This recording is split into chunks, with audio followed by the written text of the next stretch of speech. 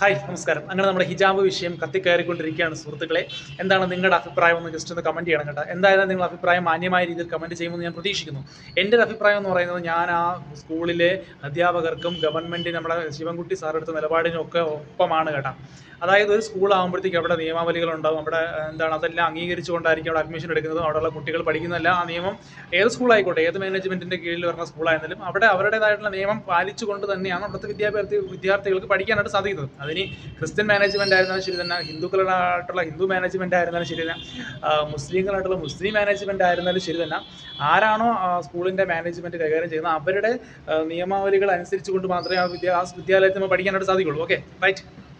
അപ്പം അതിനെല്ലാം കാറ്റിപ്പറത്തിക്കൊണ്ട് ഒരു കുട്ടി വന്നിട്ട് അവരുടെ മതപരമായിട്ടുള്ള രീതിയിൽ ജീവിക്കണം, അല്ലെങ്കിൽ പഠിക്കണം എന്നൊക്കെ വിചാരിച്ചു കഴിഞ്ഞാൽ നടക്കുന്ന കാര്യമല്ല. അപ്പം ഇതിനെതിരെ അവിടെ ഇതൊരു ചെറിയൊരു സംഘർഷം ഉണ്ടാക്കിയെടുത്ത് ഒരു ഭീകരാന്തരീക്ഷം സൃഷ്ടിക്കുന്ന പരിപാടിയിലൊക്കെ അവിടെ കൂട്ടിയതായിട്ടാണ് അവിടുത്തെ സിസ്റ്റർമാരിൽ നിന്ന് നമുക്ക് അറിയാനായിട്ട് സാധിച്ചത്. ഓക്കെ, അതിൻ്റെ പിന്നെ SDPI വലിയ ഒച്ചപ്പാടും ബഹളങ്ങളും കാര്യങ്ങളൊക്കെ കൊണ്ട് അവിടുത്തെ പേടി കൊണ്ട് വിദ്യാർത്ഥികൾക്കും അധ്യാപകർക്കും എല്ലാം ഉള്ള പേടി കാരണം 2 ദിവസം സ്കൂൾ അടച്ചിട്ടേ ഉണ്ടായിട്ടാ.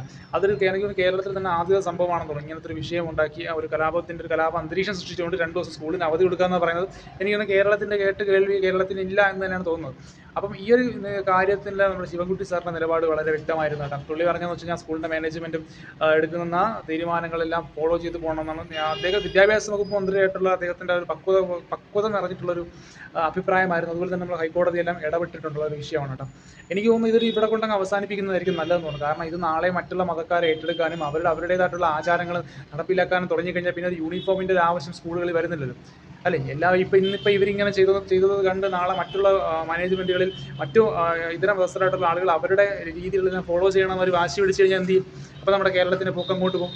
ഓക്കെ, നമ്മൾ ഈ സ്കൂളുകളെന്ന് പറയുന്നത് നമുക്ക് വിദ്യാഭ്യാസം നേടിയെടുക്കാൻ വേണ്ടിയിട്ടുള്ള ഒരു സംവിധാനമാണ്. അവിടെ നമ്മുടെ വിശ്വാസങ്ങളും മതങ്ങളൊന്നും കൊണ്ട് കുത്തിക്കയറ്റാൻ പാടില്ല എന്നാണ് എൻ്റെ വ്യക്തിപരമായിട്ടുള്ള എൻ്റെ അഭിപ്രായങ്ങൾ. ഇനിയിപ്പോൾ നിങ്ങളുടെ അഭിപ്രായം എന്തായിരുന്നാലും മോശമല്ലാത്ത രീതിയിൽ കമൻറ്റ് ചെയ്യുമെന്ന് ഞാൻ പ്രതീക്ഷിക്കുന്നു. Okay, by.